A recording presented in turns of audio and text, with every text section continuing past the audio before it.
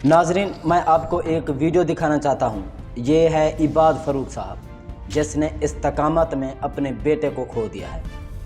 आप ये वीडियो देखें और उसका सब्र देखें और उसका जज्बा देखें।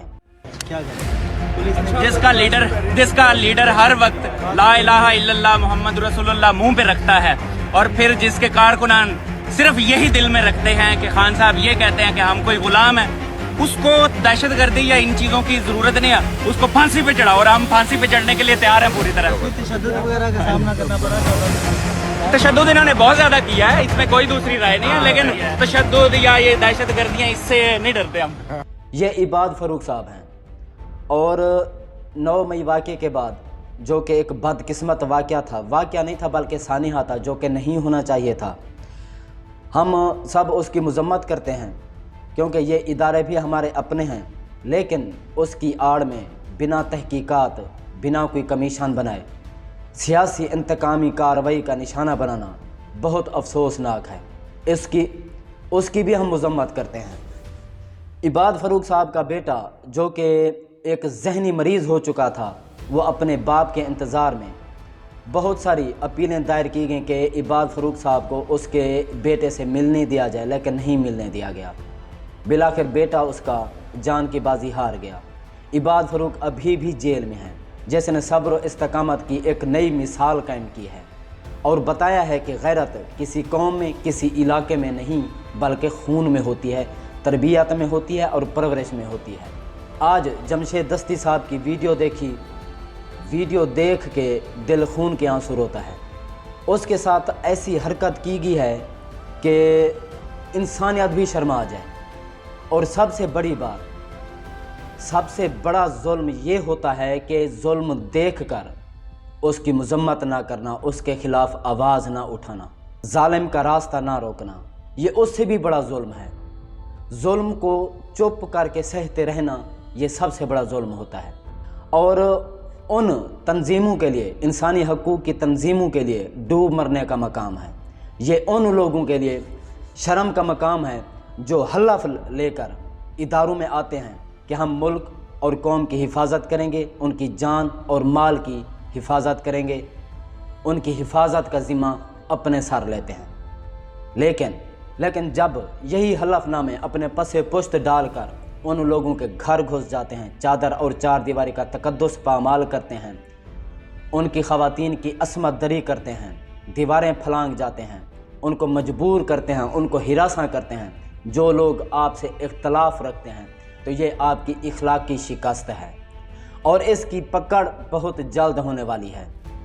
और उनके लिए डूब मरने का मकाम है जो जमातें अपने नाम के साथ इस्लाम का नाम जोड़ती हैं, जिनका मकसद सिर्फ़ इस्लाम को अपनी सियासत के लिए इस्तेमाल करना होता है, अपने ज़ाती मकासद के लिए इस्तेमाल करना होता है, जिन्होंने इस्लाम को पढ़ा तो है लेकिन उस पर अमल करने से कासिर हैं।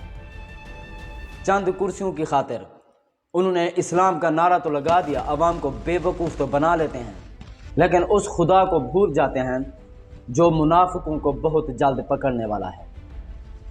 मुशरिकीन मक्का भी ऐसे ही थे। वो नमाज़ें भी पढ़ते थे, मस्जिदें भरी होती थीं, लेकिन वो मुनाफिक थे। नबी करीम सल्लल्लाहु अलैहि वसल्लम के ख़िलाफ़ साजिशें करते थे, जिसका हमारे नबी करीम सल्लल्लाहु अलैहि वसल्लम को भी इल्म हो गया था। आज के ये सियासी मुल्ला भी ऐसे ही हैं, नमाज़ें भी पढ़ते हैं, ख़त्म नबूवत कॉन्फ्रेंसेस भी करते हैं, इबादत भी करते हैं, लेकिन हक़ और सच की बात नहीं करते, बुराई को बुराई नहीं जानते। बुराई को बुराई इसलिए नहीं कहते क्योंकि वो उनके ख़िलाफ़ जाती है जिन्होंने इनके सरों पर अपने हाथ रखे हुए हैं।